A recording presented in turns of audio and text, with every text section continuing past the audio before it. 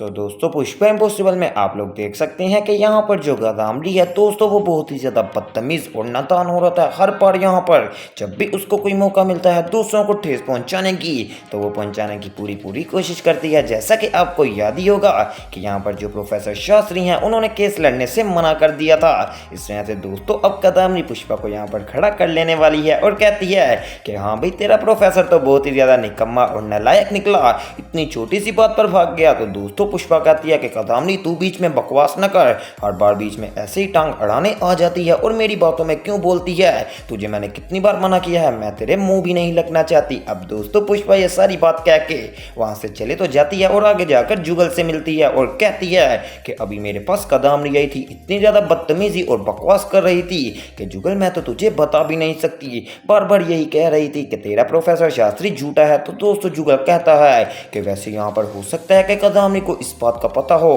कि आखिर क्यों प्रोफेसर शास्त्री ने ये केस लड़ने से मना किया है। तो दोस्तों पुष्पा अब दोबारा खुद जाती है गदामड़ी के पास और जाकर कहती है कि गदामड़ी मैं तेरे से एक सवाल पूछने आई हूँ, अगर मुझे जवाब दे देगी तो ठीक है वरना मैं वापस चले जाऊंगी। तो दोस्तों पुष्पा कहती है कि मैं तेरे से ये पूछना चाहती हूँ कि क्या सच में प्रोफेसर शास्त्री की तुझे वजह पता है कि उन्होंने क्यों केस छोड़ दिया। तो दोस्तों गदामड़ी हंसने लगती है और कहती है कि देख ले पुष्पा, आखिरकार तुझे मेरी ज़रूरत पड़ ही गई, चल मैं तुझे बता ही देती हूँ क्योंकि तू इतने मान और सम्मान से आई है, चल मैं आज तुझे बताती हूँ। दरअसल हुआ कुछ यूँ था कि जो प्रोफेसर शास्त्री है ना, यहाँ पर बाद में जो लॉयर आई थी वो उनकी पत्नी थी और प्रोफेसर शास्त्री कभी भी अपनी पत्नी के खिलाफ नहीं लड़ना चाहते और उन्होंने मुझे साफ साफ एक दफ़ा मैंने बात करते सुना था कि वो जहाँ पर उनकी पत्नी आ जाती है वो वाला यहाँ पर मैदान छोड़ देते हैं। इस बार भी उन्होंने कुछ ऐसा ही किया है और मैं तुझे लिख कर दे रही हूँ कि तेरी इस बार बर्बादी शुरू है। हर केस में पुष्पा तू बड़ा जीतती थी ना, इस बार तू हार जाएगी और प्रोफेसर शास्त्री की मदद भी नहीं कर पाएगी।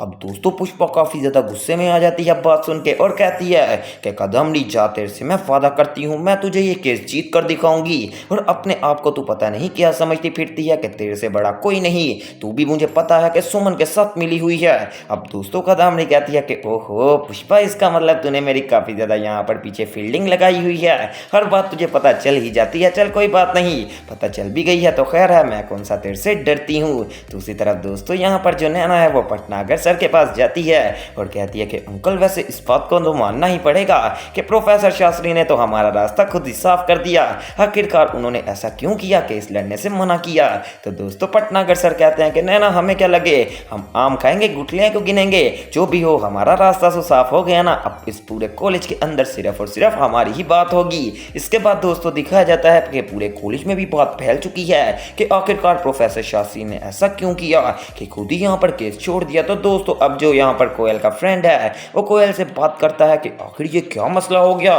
प्रोफेसर शास्त्री तो डरने वाले हैं भी नहीं और पुष्पा राज दे दिया तो उनके साथ ही, फिर भी ऐसा मसला क्यों बना। तो दोस्तों कोयल कहती है कि हमें पुष्पा जी से मिलना पड़ेगा और सारी बात पूछनी पड़ेगी। दूसरी तरफ दोस्तों अब यहाँ पर जो पटनागर सर हैं वो कहते हैं कि जान है ना, मैं तेरे से वादा करता हूँ कि इंटर्नशिप का एग्जाम भी तू जीतेगी लॉ का और मैं तुझे इस कॉलेज के अंदर इतना नामवर और मशहूर कर दूंगा कि हर बंदा तुझे यहाँ पर झुक कर मिलेगा। लेकिन दोस्तों आपको मैं एक बात बताता चलूँ, जब कोई बंदा चाहता है ना कि उसे कोई झुक कर मिले तो ऐसा कभी नहीं होता, हमेशा उसकी बेइज्जती ही हो जाती है। दूसरी तरफ दोस्तों आप लोग देख सकते हैं कि यहाँ पर जो पुष्पा है वो जुगल और दिलीप पटेल के साथ बैठकर बात कर रही होती है। इतनी ही देर में पीछे से यहाँ पर आ जाने वाली है सुशीला और आकर कहती है कि मैं माजरत ख्वाह हूँ कि मैंने आपकी बात को काटा, दरअसल मैं आप लोगों को बताने आई हूँ कि कल यहाँ पर शीतला सातम की रात है, इसमें से कल तो पूरे घर में चूल्हे नहीं चलेंगे, आज हमें सारा खाना वगैरह बनाना पड़ेगा। तो दोस्तों पुष्पा कहती है कि तुम लोग जाओ मैं आ रही हूँ और सबको कह दो कि पुष्पा ने यहाँ पर कहा है कि हर बंदा यहाँ पर खाना बनाए। दूसरी तरफ दोस्तों अब गदामड़ी का जब जहन काम करता है कि आखिर ये सुमन सच बोल रही है या फिर झूठ, तो दोस्तों वो बुलवा लेने वाली है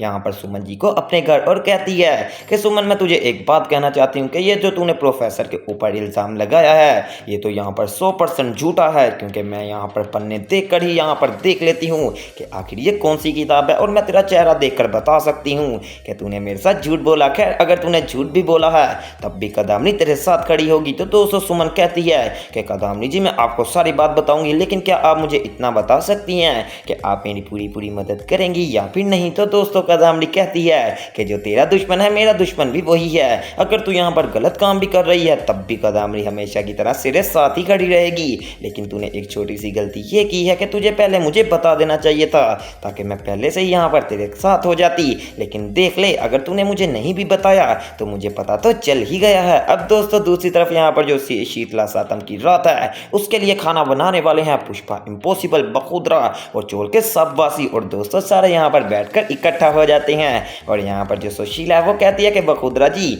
आज तो आपको लंबे समय के लिए थोड़ा सा खाना बनाना पड़ेगा, क्योंकि आपको पता है ना कि कल हमने ठंडा खाना खाना है, घर में कोई चूल्हा नहीं चलेगा। तो दोस्तों बखुदरा कहता है कि हाँ हाँ मुझे पता है। इतनी देर में यहाँ पर जो होती है स्वरा, वो कहती है कि मम्मा ये क्यों हम ऐसा कर रहे हैं, कल हम ठंडा खाना क्यों खाएंगे। तो दोस्तों साथ ही अब दीप्ति बताने वाली है कि बेटा कल यहाँ पर शीतला सातम की रात है और कल के दिन हमारे घर में चूल्हे नहीं चलेंगे, इसमें से आज ही हम सारा खाना पका लेंगे और कल जो भी खाना आज हमने पकाया होगा उसको ठंडा ही खाना पड़ेगा। कोई बात नहीं, एक ही दिन की तो बात है। तो दोस्तों यहाँ पर हर बंदा कहता है कि हाँ आप बिल्कुल ठीक कह रही हैं। दूसरी तरफ दोस्तों यहाँ पर जो सुशीला, हसमुख वगैरह हर बंदा अपने अपने तौर के यहाँ पर डिशेस बनाने वाला है, जैसे कि कोई समोसे बना रहा है, कोई पकोड़े और कोई यहाँ पर कोई रसमलाई वगैरह। तो दोस्तों अब सब ने अपना अपना मिलकर खाना बना रहे होते हैं और चोल के अंदर एक खुशी का आलम होता है। लेकिन दोस्तों ये खुशी का आलम भी इतनी देर नहीं ठहरा। जी हाँ आप बिल्कुल ठीक सुन रहे हैं। यहाँ पर जो पुष्पा देखती है तो वो दोबारा से मिलने चले जाने वाली है प्रोफेसर के पास और कहती है